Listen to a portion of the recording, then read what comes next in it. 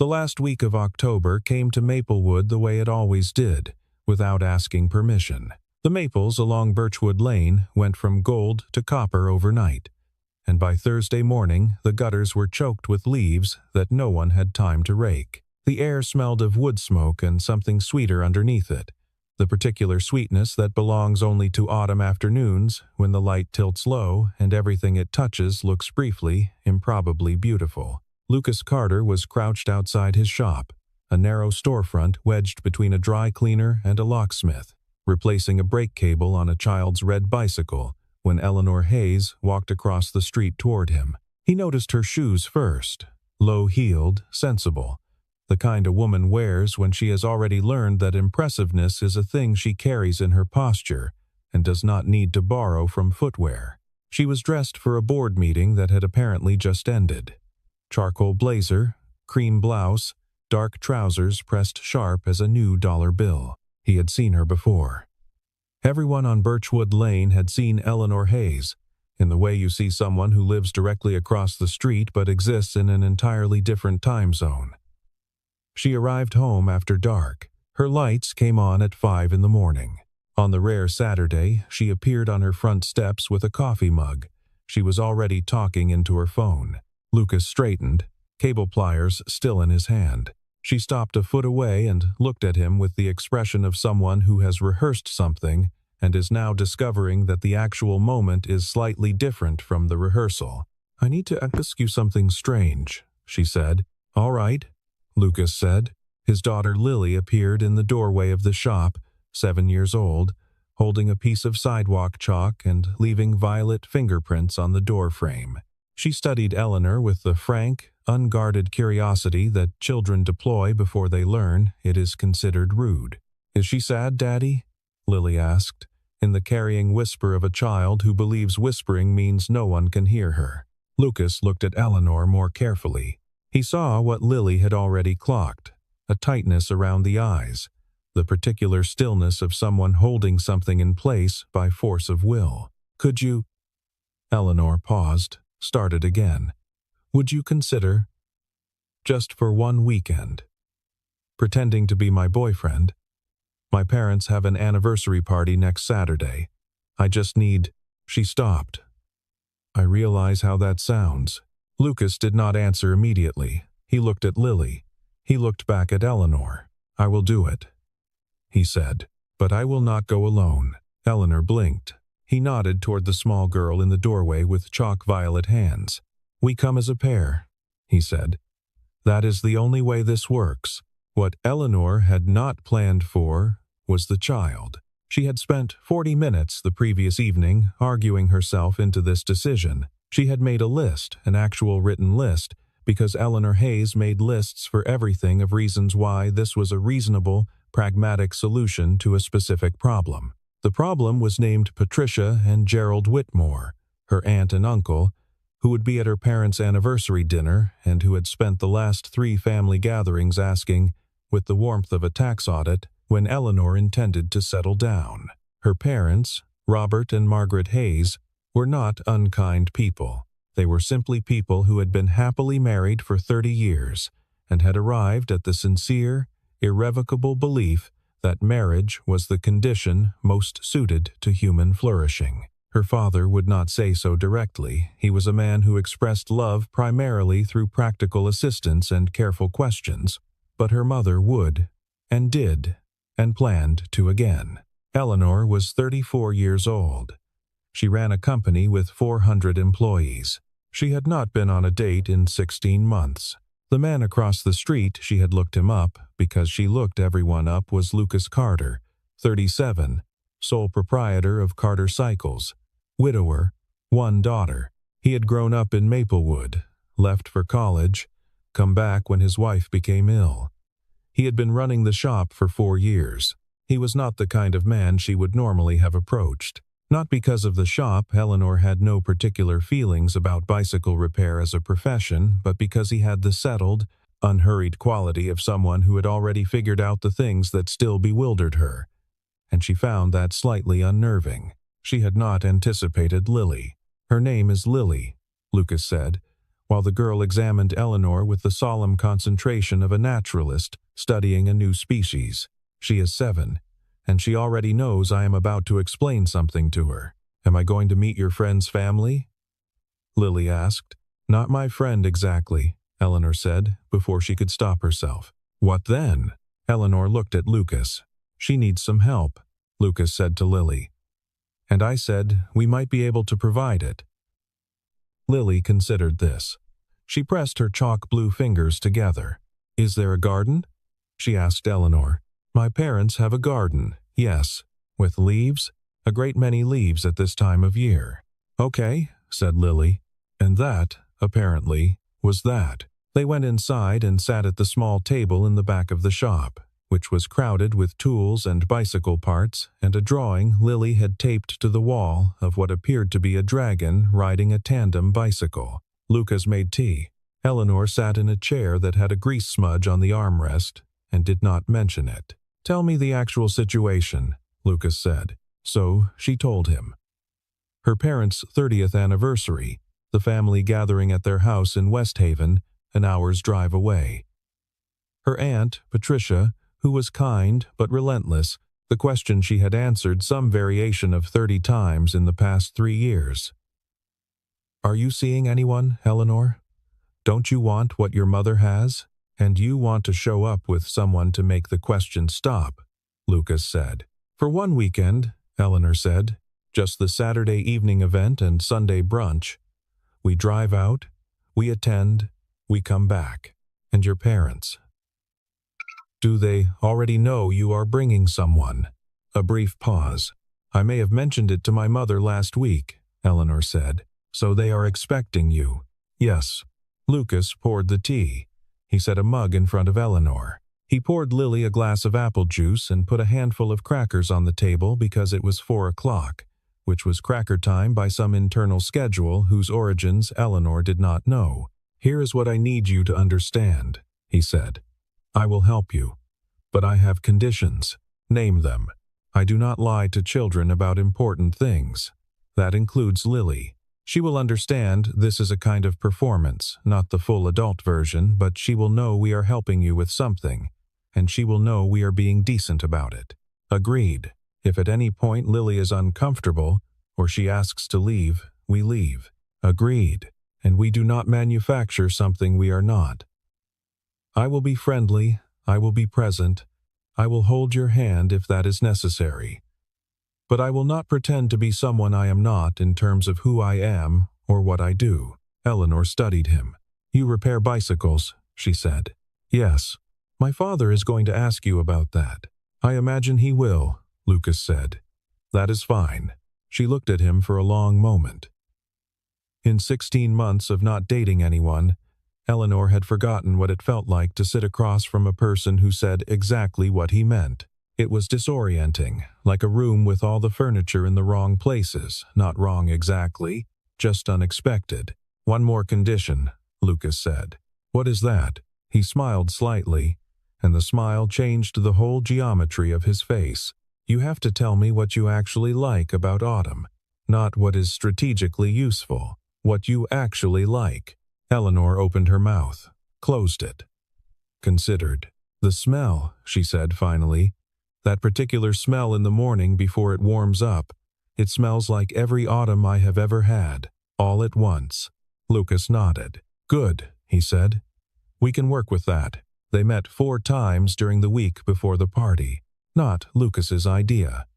Eleanor arrived at the shop on Tuesday evening with a printed document, an actual printed document, 2 pages, single-spaced, titled Background and Conversation Preparation, which listed mutual interests they could claim to have discovered, a plausible timeline of how they had met, and 3 talking points designed to deflect follow-up questions from her Aunt Patricia. Lucas read it while Lily did her homework at the workbench. "We met when you brought your bicycle in for a tune-up," he said. "It is the most natural explanation. You live across the street. It is verifiable. Do you own a bicycle?" A pause. "I will by Friday." He laughed, a short, genuine sound that surprised her. She had not expected him to laugh easily. What he did not tell her, because it was not the kind of thing he said to people he had known for 4 days, was that he had not laughed like that in a while. Not the polite kind, the social lubricant kind, but the involuntary kind that catches you before you can decide whether to release it. It had been a longer while than he cared to examine too closely. They ate dinner together on Wednesday, her idea, research, she called it. They needed to know each other's habits. She brought Thai food and sat at his kitchen table while Lily demonstrated how to use chopsticks as drumsticks on every available surface. Eleanor proved to be surprisingly accomplished with chopsticks, which seemed to genuinely impress Lily. "You practice?" Lily asked. "I have eaten Thai food every week for 10 years, Eleanor said. "Daddy uses a fork," Lily said. "That is a valid choice," Lucas said. "It is," Eleanor agreed, but she was smiling. On Thursday evening, Eleanor appeared at the door at 6:30 with a jar of apple butter and a somewhat uncertain expression. "My mother makes this," she said. "I thought you should try it. She will want to know if you have had it before." Lucas opened the jar. He smelled it. He got a spoon and tasted it directly from the jar, which Eleanor registered with a brief flicker of something between amusement and surprise. "It is excellent," he said. "What does it taste like to you?" "Thanksgiving," she said immediately, and then looked as though she had not meant to say that. He handed the jar back to her. "Tell her you have been eating it by the spoonful," he said. "That is more useful than a compliment." Friday evening, the night before they were to drive to West Haven, they sat on Lucas's front steps because Lily had decided the chalk mural she was adding to the sidewalk required parental supervision from both of them, which meant neither of them could leave. "Are you nervous?" Lucas asked. "I do not get nervous," Eleanor said. He looked at her. "I get prepared," she corrected, which sometimes looks like nervous but is structurally different. What is the difference? She thought about this honestly, which she found she had been doing more often around him, answering things honestly rather than efficiently. "Nervous is when you cannot control the outcome and you are afraid of that," she said. "Prepared is when you cannot control the outcome and you have accounted for as many variables as possible anyway." "And the fear part?" A longer pause. "Still there," she said. "Just smaller." Lily looked up from the sidewalk. She had drawn what appeared to be a family of 4. A tall figure, a shorter figure, a small figure, and what might have been a dog or a very square cat. "That is us," she announced. Neither Lucas nor Eleanor said anything for a moment. "Who is the dog?" Lucas asked. "That is not a dog," Lily said, with great dignity. "That is a horse. His name is Gerald." Eleanor looked at the drawing. Then she looked at Lucas. He was looking at the drawing with the particular expression of a man who has decided that the correct response is to wait and see what happens next. She decided she liked him. Not in a strategic way, just that, she thought, had not been on the itinerary. They left at 9 in the morning in Lucas's truck, which was clean and smelled of cedar, and which had a car seat in the back that Lily climbed into with the practiced efficiency of someone who has been doing this her whole life, which she had. The drive to West Haven was 63 miles of 2-lane highway through farmland that had gone gold and amber, stand after stand of trees in full autumn color, the sky wide and pale blue above them. Lily fell asleep somewhere around mile 20, her head tipped against the window. Eleanor had her phone out for the first 15 minutes. Then she put it in her bag. "When did you last take a day off?" Lucas asked, not accusatorially, just curious. She thought about it. "Define off." "No work." "Then I am not sure." "March, maybe." We closed a funding round in March, and I did not check my messages for most of a Sunday. "That is not off," Lucas said. "I know." The fields went by. A red barn. A farm stand with a hand-lettered sign. Horses in a paddock, 3 of them, standing close together in the way animals do when they feel safe. "Why did you come back to Maplewood?" Eleanor asked. "After your wife, after everything. You could have gone anywhere." He was quiet for a moment. "Lily was born here. My father has a hardware store 2 blocks from the shop. When everything fell apart, I wanted Lily to be in a place where she had roots, even if mine were the only ones I could give her." He paused. "Also, the rent is reasonable, and I know all the roads." She smiled at the window. "The rent is reasonable," she repeated. "Do not underestimate that." "I do not," she said, and she meant it in a broader way than real estate. She had spent a decade building a life that had no roots in particular, that could be packed up and moved at 2 weeks' notice, that was efficient and impressive, and exactly as lonely as she had allowed herself to acknowledge, only in moments when no one was watching. Lily woke up 20 minutes from West Haven and immediately asked if they were there yet and if there would be pie. "There will definitely be pie," Eleanor said. "My mother makes 4 kinds for family events." "What kinds?" "Apple, pecan, pumpkin, and one year she made a chocolate chess pie that I still think about." Lily processed this with great seriousness. "Your mom sounds good at things," she said. "She is," Eleanor said, and something in her voice shifted slightly, the way water changes color when a cloud moves overhead. "She is very good at things." The Hayes house was a white colonial on a quiet street lined with old oaks, the kind of house that had been added to and loved for decades until it had accumulated guest rooms and window seats and a garden that spread in every direction without apparent plan. Margaret Hayes was at the front door before they had finished parking. She was a small woman, her gray hair cut short and practical, wearing an apron over her good blouse because she had been cooking and had apparently forgotten to take the apron off, which Eleanor seemed to find both expected and deeply comforting. She came down the porch steps with the speed of a woman half her age. "You brought leaves," she said, looking at the bits of maple that had attached themselves to the truck during the drive. "The leaves brought themselves," Lucas said. Margaret Hayes laughed. She took his hand in both of hers in the way that some people take hands not shaking, just holding, briefly and warmly, as if to say, "I see you, and I am glad." Then she looked at Lily. "Hello," said Lily. "There are 4 pies," Margaret said, with great seriousness, matching Lily's register perfectly.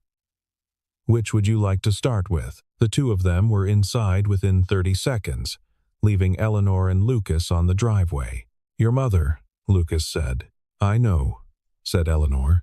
Robert Hayes appeared in the doorway.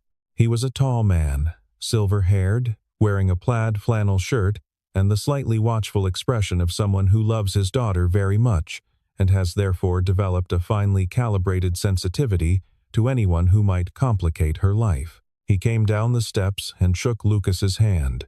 Firm, brief, informative. "Eleanor tells us you run a bicycle shop in Maplewood," he said. "Carter Cycles," Lucas said. "Sales and repair, custom builds on occasion. Your own business." 4 years in. Robert looked at him. Lucas looked back. Neither of them were performing anything. "My father had a hardware store," Robert said finally. 41 years. "Mine still does," Lucas said. Robert Hayes nodded once, slowly, the way men of a certain type nod when something has been established to their satisfaction. "Come inside," he said. "Margaret has made enough food for the county." The house was warm and smelled of cinnamon and roasting meat, and the particular smell of a home that has been lived in lovingly for a very long time.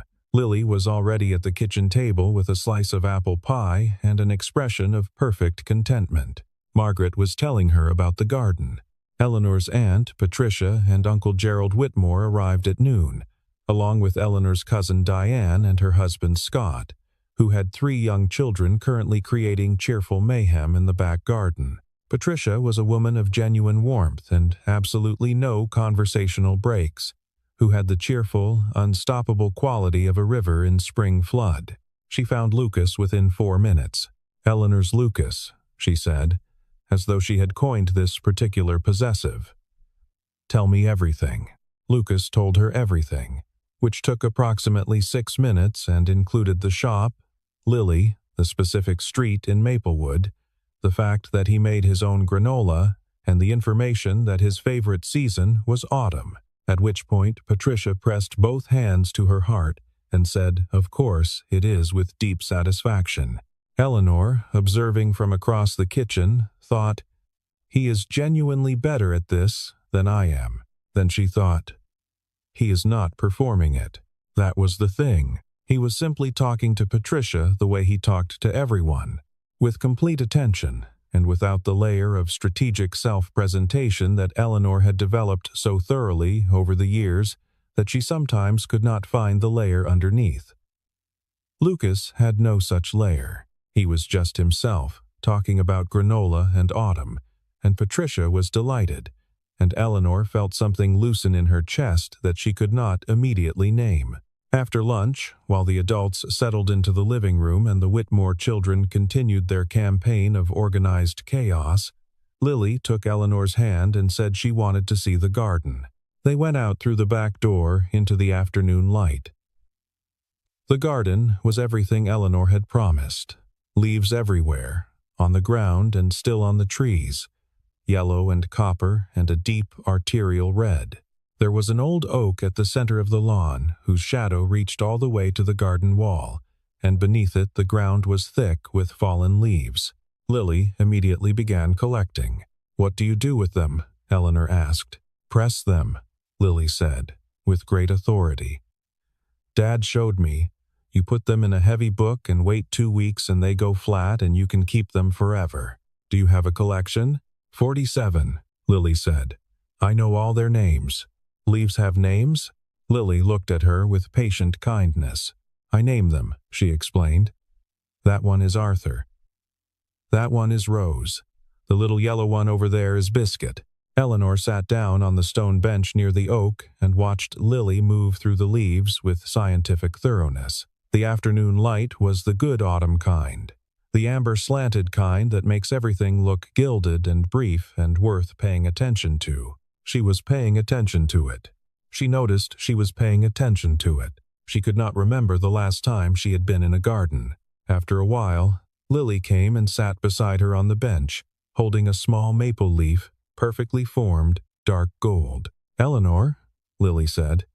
It was the first time she had used her name without any prefix, and she said it with the easy familiarity of a child who has decided someone is trustworthy. "Yes. Do you like my dad?" Eleanor looked at the maple leaf in Lily's hands. "I do," she said. And she did not qualify it, did not add as a person or in a professional sense or any of the other brackets she had spent a career putting around statements that felt too direct. "I like him very much." Lily considered this. "He smiles more this week," Lily said, with the calm, factual delivery of a child stating an observed phenomenon. "I noticed." Eleanor felt something move through her that was warm and slightly sharp at the edges, the way things feel when they are true and you were not quite ready for them to be. "I hope that is all right," she said. Lily held up the maple leaf so it was backlit by the afternoon sun, golden and translucent. "I am going to name this one Eleanor," she said. They stayed in the garden until Lucas came to find them, 30 minutes later, and found them cross-legged on the grass, pressing leaves between the pages of a birding guide that Eleanor had found on the garden bench. He stood in the doorway for a moment and did not say anything. Then he came and sat down beside them and helped. The anniversary dinner was held at 6 in the evening at a long table set in the dining room, which could technically seat 12, but this evening held 16 because Margaret Hayes had a gift for producing chairs from seemingly nowhere. There were candles. There were the 4 pies. There was a photograph on the sideboard of Robert and Margaret on their wedding day, both of them 24 years old, standing in autumn light outside a white church. Robert Hayes sat at the head of the table and watched. He had been watching Lucas Carter all day, with the unhurried attentiveness of a man who has spent a long professional life, 40 years, as a civil engineer studying structures to understand how they hold. He watched Lucas cut Lily's meat without being asked. With the automatic fluency of a parent who has performed this act 10,000 times. He watched Lucas listen to Patricia's extended story about her neighbor's boat with complete and apparently genuine attention. He watched Lucas respond to his own careful questions about the shop, about Maplewood, about what he wanted for Lily's future without evasion, without performance, and without the particular anxiety that Robert had seen in the young men Eleanor had occasionally brought home over the years, the anxiety of someone who knows he is being evaluated and cannot stop thinking about it. Lucas Carter did not seem to be thinking about it. He was thinking about the conversation. Robert had also watched Eleanor. His daughter was a woman who had learned, very well, how to be the most composed person in any room. He had watched her develop this skill over 34 years with a mixture of admiration and a sadness he did not often let himself examine directly. She had learned it partly from watching him, from his own tendency to hold feelings at a slight distance, to manage rather than express. He carried the particular guilt of a parent who sees his own less useful qualities reproduced faithfully in a child. But tonight, across the dinner table, Eleanor was not composed. She was listening to Diane's story about her children's school play and actually laughing at the right moments, not the social laugh, but the real one, the one that came up from somewhere below the careful surface. She was leaning slightly toward Lucas in the way that people lean toward sources of warmth without deciding to. She looked, Robert thought, like herself. He had not seen that in some years. After the main course, while Margaret was in the kitchen with Diane, Robert carried his wine to the end of the table where Lucas was sitting with Lily, who had fallen asleep against Lucas's arm, with the swift totality of a child who has had a sufficient day. "She is out," Robert said quietly. "About 20 minutes ago," Lucas said, shifting slightly to let Lily's head rest more comfortably. "She fights it until she cannot." "Eleanor was the same," Robert said. He sat down. She would insist she was not tired until she fell asleep mid-sentence. Lucas smiled. "Can I ask you something?" Robert said. "Yes. I am not performing the protective father routine. I want to be clear about that. Eleanor is 34 years old and makes better decisions than most people I know. Understood. But she has been careful. For a long time. Since the company really took off. I think success can do that. Make you careful in ways that cost you something." He looked at his wine. "I just want to know if you understand what she is actually like, not the version she leads with." Lucas was quiet for a moment. "She told me the smell of autumn mornings smells like all the autumn she has ever had, all at once," he said. That was the first real conversation. That was the real version. Robert Hayes looked at him. Then he nodded, slowly. The same single nod from that morning, but with a different meaning this time. "More wine?" he said. "Yes, thank you," Lucas said. West Haven held a harvest festival every October on the town green, had done so for 30 years, which meant that Eleanor had attended it as a child and then not attended it for decades and felt, walking toward the sound of the fiddle music and the smell of wood-roasted chestnuts, the specific temporal dislocation of returning to a place that has stayed exactly the same while you have changed. The green was strung with amber lights. There were booths selling cider and kettle corn and jars of local honey, and a small band on a flatbed truck playing music that was not quite country and not quite folk, but occupied a warm space between them. Children were running between the booths with the focused abandon of children who have been given freedom and a time limit. Lily came alive again immediately, which was how it worked. Sufficient rest against Lucas's arm at the dinner table, and now she was entirely reconstituted, pulling Lucas toward a booth with spinning tops and small wooden toys. Eleanor stood at the edge of the green for a moment. Margaret appeared beside her. "Come," her mother said, and took her arm in the easy way of a woman who has been taking her daughter's arm for 30 years. "Your father is trying to win something from the ring toss." They walked. The music played.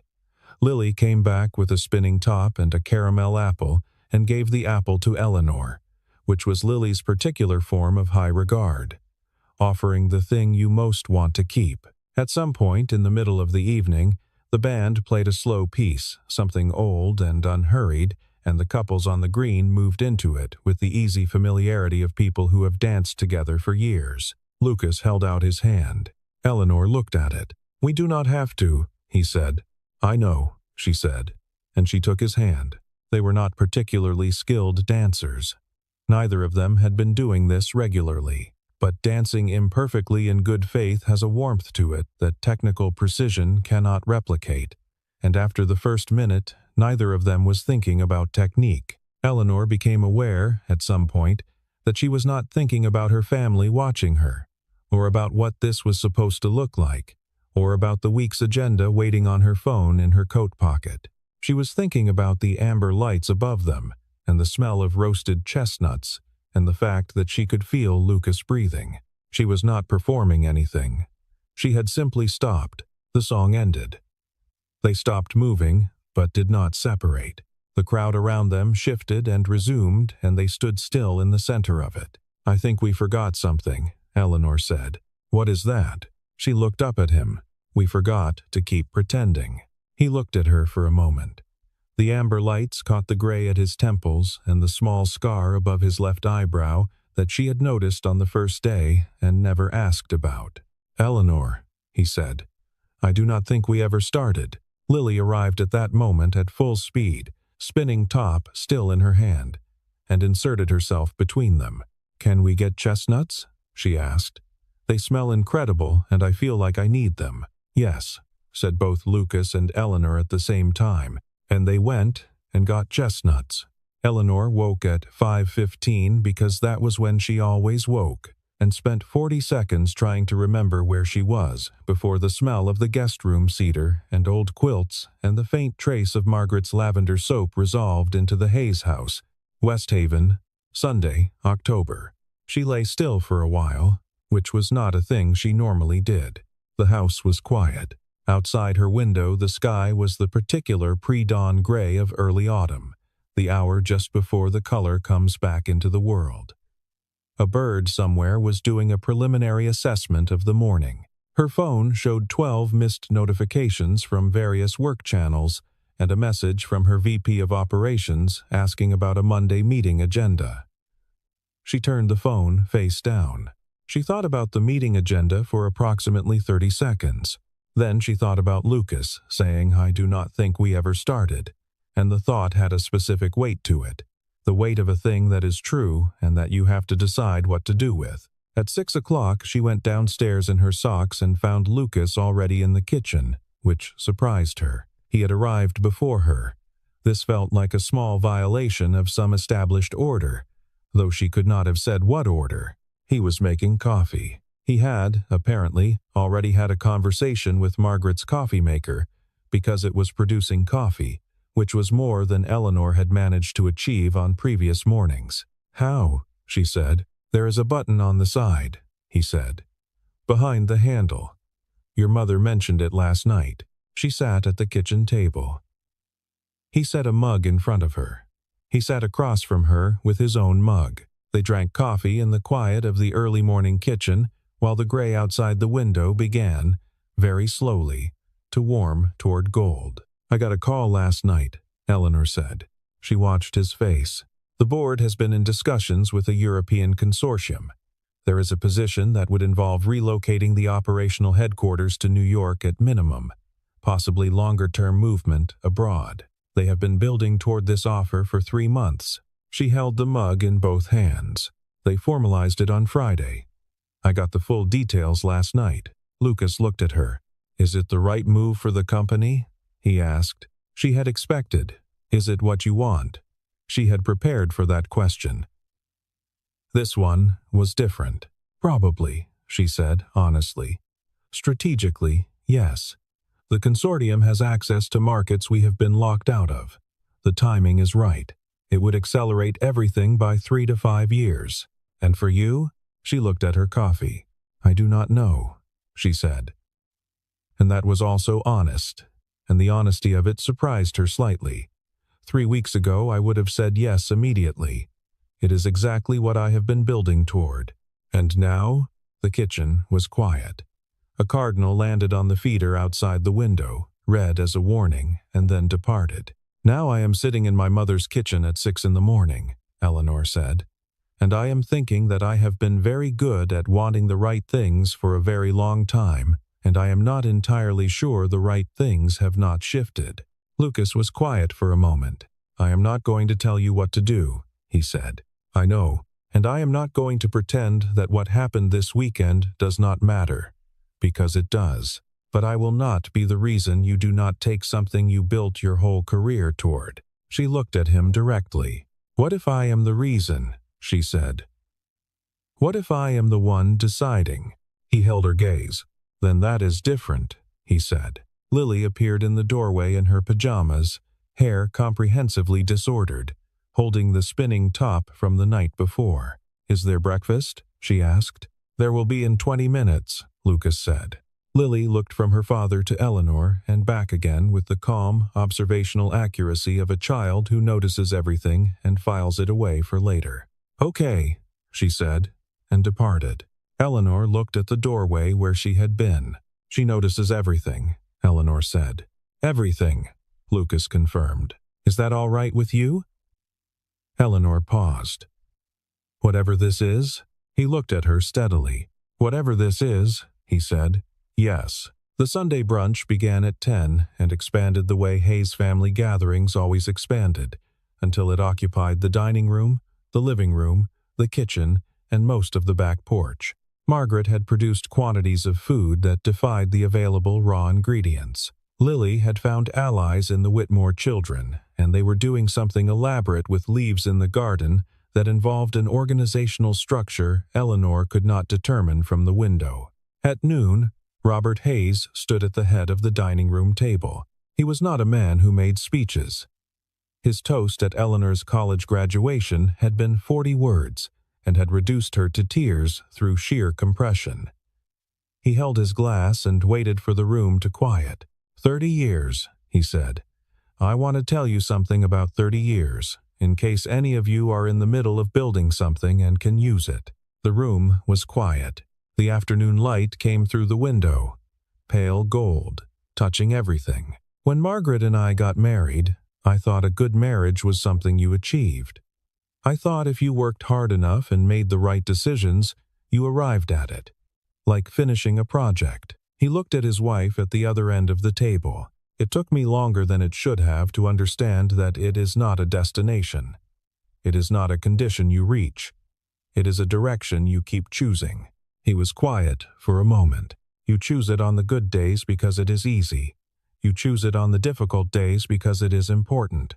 And you choose it on the ordinary days, the days when nothing is particularly good or bad, when it is just Tuesday and the furnace is making a noise again, and someone left the milk out because that is, in fact, most of it. Most of it is Tuesday." He looked down the table. His eyes moved to Eleanor. He held her gaze for a moment, and in that moment 34 years of being his daughter moved through her like weather. "To your mother," he said, "who has never stopped choosing this, on any kind of day." They drank. Eleanor felt the hand beside hers. She turned it over, and Lucas's hand was there, and she held it, and it was not for anyone's benefit, not for Patricia or the narrative she had constructed or the question she had been trying to deflect for 3 years. It was just true. Margaret Hayes, from the other end of the table, caught Eleanor's eye. She did not say anything. She simply looked at her daughter with the clear, unhurried expression of a woman who knows that the best things take their own time, and was simply glad to see this one arrive. They left at 3 o'clock in the afternoon. There were many goodbyes. Patricia hugged Lucas and said he had to come back at Christmas, not as a question. Robert shook his hand again, and this time the handshake was different in a way that both of them understood, and neither of them felt the need to name. Margaret stood on the porch and waved until the truck turned the corner, which was what she always did. Lily was asleep before they reached the highway. The drive back was the same road, the same fields and farms, the same stand of oaks that had gone slightly more copper in the 24 hours since they had passed them. The afternoon light was longer and lower, the autumn light doing its particular work on the world. They did not talk for the first 20 miles. It was not uncomfortable. It was the kind of quiet that exists between people who have said something real and are letting it settle. At the halfway point, Eleanor said, "I am going to call the board tomorrow." Lucas glanced at her. "I am going to tell them I need 3 weeks to evaluate the structure of the offer," she said. The timeline, the specific terms, what it actually requires versus what they are presenting it as. I should have done that already instead of treating it as a binary choice. She looked out the window. I have been treating a lot of things as binary that are not. That sounds like a reasonable approach, Lucas said. It is. It is what I would tell anyone on my team to do. She paused. I just needed to remember I was allowed to apply it to my own life. He nodded. A mile passed. Lucas. Yes. When we get back to Maplewood, she said, I would like to have dinner. Not research dinner. Not preparation dinner. Just dinner. He was quiet for a moment. Tuesday? He said. Tuesday. Another mile. Lily will want to come, he said. She will say she is not hungry and then eat 2/3 of whatever we order. That is fine, Eleanor said. She looked at the sleeping child in the back seat. Lily's head tipped sideways, one hand still loosely holding the spinning top. That is exactly fine. The truck moved through the October afternoon. The fields were golden, and the sky was clear, and the road was long in the good way, the way that means there is somewhere you want to get to. Lily woke up 3 miles from Maplewood, the way she often did, with the instinct of a child who knows when she is nearly home. Are we almost there? She asked. Almost, Lucas said. Lily looked out the window at the familiar road, the stand of maples at the edge of town, the sign for Birchwood Lane. Good, she said. And after a pause, with the settled authority of someone who has thought something through and arrived at a conclusion. Eleanor should come for dinner when we get home. Eleanor turned to look at her. I was just thinking the same thing, she said. Lily nodded, as if this confirmed what she already knew. Lucas turned onto Birchwood Lane. The maples were lit up gold in the low afternoon light, the street looking briefly, beautifully like itself. The ordinary made briefly extraordinary by the quality of the light, and the time of year, and the fact that they were all 3 of them paying attention. The truck pulled to a stop in front of the shop. No one got out right away.